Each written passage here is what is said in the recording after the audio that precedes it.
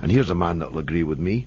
Here's a man that knows more about football than anybody listening, and certainly anybody talking on this radio show.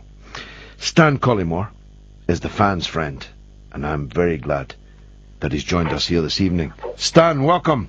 Hey George, great to hear your voice again on the station of the year. Welcome Thanks, back. pal. I appreciate that very much. Now, I'm fizzing mad about the price of tickets, and especially this QPR. I know a lot of friends of mine are fans of QPR. This will mean that some of them will not be able to take their sons to this next glorious Premiership season for the Rangers. What possible justification can there be? There is no justification, George, quite simply. On the station, and particularly on kick-off that first I did with Danny Kelly and then Mark Saggers this last season, we talked about ticket prices extensively, and ironically I've been doing a debate this evening talking about which league out of La Liga, Serie A, the Dutch Eredivisie and the Premier League has made the greatest contribution to the UEFA Champions League, because it's obviously the Champions League final tomorrow and we'll be commentating on that. And fellow players like Steve McManaman, who was batting the corner for Serie A, and Didi Hamann, a Champions League winner with Liverpool, was talking about the Bundesliga in his speech. And he made points which really resonated with me. He didn't talk about the sort of glory years of German clubs winning in Europe. He talked about financial fair play and the fact that you can go to a German stadium whereby 51% of the club is held back for supporters, that tickets prices are subsidised so that youngsters, of which there is an awful paucity of 10 to 20-year-olds coming through Premier League turnstiles in Germany, they have no such problem. Well, just on that, to interrupt you for a second, I was just thinking when the last time I saw a kid at a match was, and it was actually a very long time ago. And it's when I was a kid, and I'm older than you, kids didn't pay at all. They were lifted over the turnstile. Yeah. Then the crowd would pass the kids down to the front so that they could get an uninterrupted view of the game. Now, everything passes through this cash nexus. Grind as much profit. Even when the owners, like Queen's Park Rangers, are billionaires, not millionaires, billionaires. Absolutely. And the problem is, George, that it's only going to get worse. I mean, because, as you know, the Premier League chairman will look at the global television rights and see them expanding every 3 years. The global TV rights are now bigger than the UK rights that Sky paid, for example, for the first time ever. And they will say, let's keep milking the supporters. The problem is, and you only have to look at Arsenal Football Club as a great example, is that I spoke to a cabbie a couple of weeks ago that picked me up to take me across the bridge to talk sport. He pays £10,000 for 2 season tickets for him and his son. How on earth are we ever going to get to a situation that when the bubble does burst, and burst it will, whether it be 10 years, 20 years or 30 years, we're going to have a lost generation of friends like mine whose kids have never been to a Premier League football match, that have never been able to turn up on the day and sit in, and have subsidised tickets to be able to watch their team. They're going to be consumers. And the problem with that is rather than the German model, whereby you get the kid in through the turnstiles paying a proper price for a proper ticket, and you keep him for life, and he supports your club, he grows your club, he loves your club, you're going to have consumers that as soon as the bubble bursts, they'll go elsewhere, the theatre, the cinema. And that is the problem with English football. And I've campaigned tirelessly. 20 quid a ticket for proper, normal tickets at a Premier League ground. We have a situation now where, QPR fans, 47 to 60 odd quid? Yes. I mean, it's 74. Obscene, George. 74 is going to be the top price. I mean, you tell me. I mean, who out there that's listening to this, that's driving home, that maybe had a long shift at work, that sat at home, that wants to watch football, that QPR fans that were sat in the stadium seeing that famous old trophy lifted after a long, hard season in the Championship, there's going to be a large percentage of them that can't go, as you mentioned, in their glory hour. It cannot be right. And I'll go back to the system. The pure capitalist system is alive and kicking in the Premier League. But if you look at the German model, whereby Bayern Munich, Borussia Dortmund, Schalke, all still manage to contribute in the Champions League and European big football competition, they get the balance right. No more than one entity can put 49% into one club, so that would restrict your billionaire, it would restrict your Johnny-come-latelys that they want to come be here today and gone tomorrow. Yeah. Subsidised ticket prices, subsidised food in the stadium, subsidised travel around the city on match days. Doesn't it make more sense to do it that way? And the German model is such that their tendencies, George, year on year, are going through the roof. Well, look, let's talk for a minute about these Johnny-come-lately owners. I'm here to tell you, I specialise in the Middle East. There could be a revolution in the United Arab Emirates any day. In fact, they've just hired mercenaries from Blackwater, the people who did the killing in Iraq, to try and prop up their regime.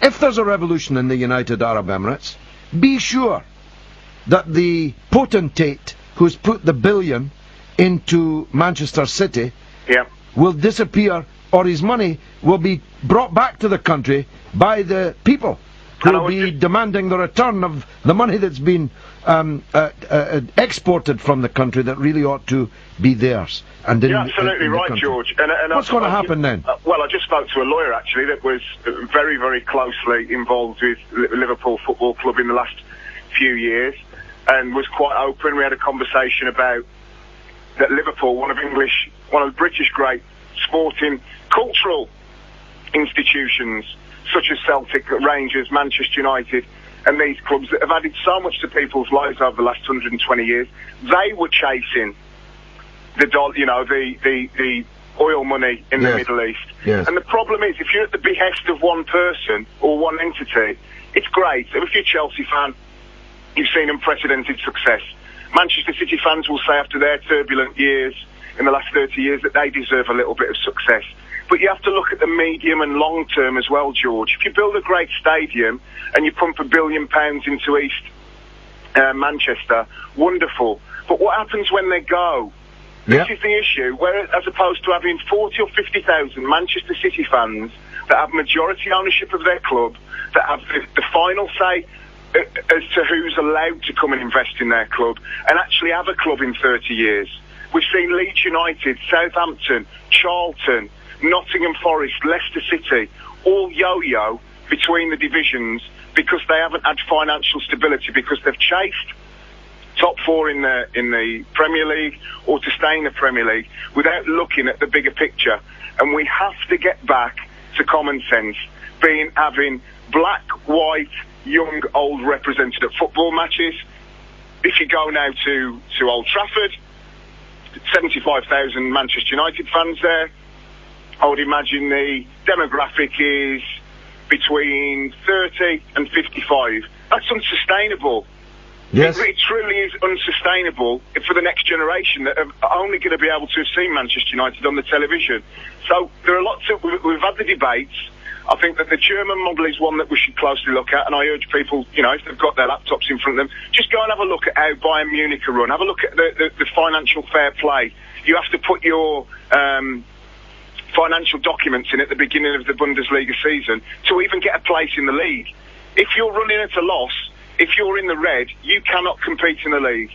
And I think that if we have some of that prudence with the wonderful product that is the English Premier League, then we have sustainability. If not, I genuinely fear in 20, 30 or 50 years' time, when the consumers will go and we'll be back to where we were in the 80s with crumbling stadia, people not wanting to go, the great foreign players wanting to go and play in Italy and Spain, and people that have turned their back on the game, that is exactly the kind of people that should be going.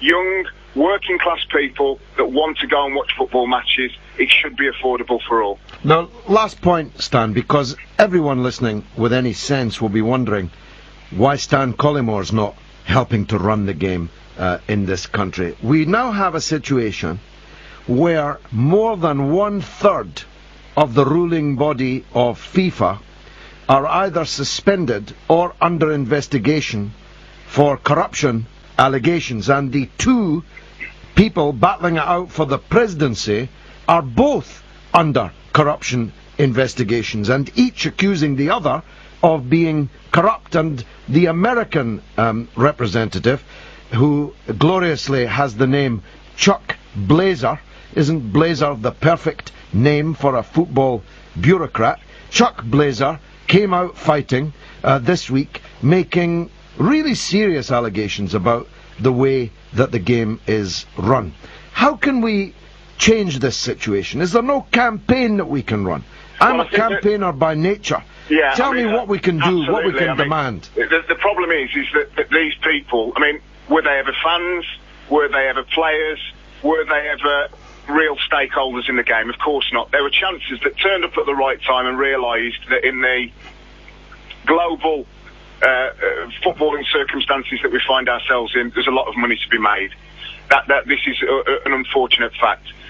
What the Panorama documentary threw up, there was something that was interesting, that they have to answer to the Swiss Parliament by the end of the year, by December, and if not, the Swiss Parliament have essentially said, look, all the documents relating to corruption will be opened, and you'd be more than welcome to find another home outside of Switzerland.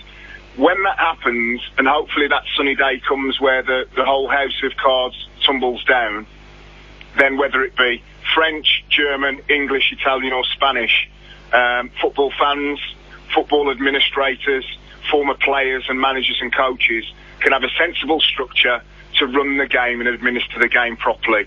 There are plenty of people that have played the game and that have administered from grassroots level to county level that would be wonderful administrators. There are fans that are knowledgeable, that work in business, that understand business models and how they work. The FIFA family, as you call it, rocked up to Switzerland because they were protected with a cloak of privacy, and they've basically fed from the trough on what is essentially the world game. The sooner that they can go, the better. I think it will be within the next 3 or 4 years, George. I sincerely hope so, and then hopefully strong leadership from the main countries of Brazil, Argentina, England, Italy and Spain can all come together and administer this game properly. When you have a situation whereby World Cup 2006 tickets are offered by one of the EXCO members and he makes a 4 times markup on it, when England fans, and I travelled with them to Germany, were walking around with cardboard cutouts saying tickets will pay any price, then that shows where the game is at. We need... Indeed. Stan Collymore. He should be running the English game, if you ask me. Stan, thanks for joining us, and the best of luck tomorrow on what's going to be a very busy day for you. We're talking about football and how it's run. We're talking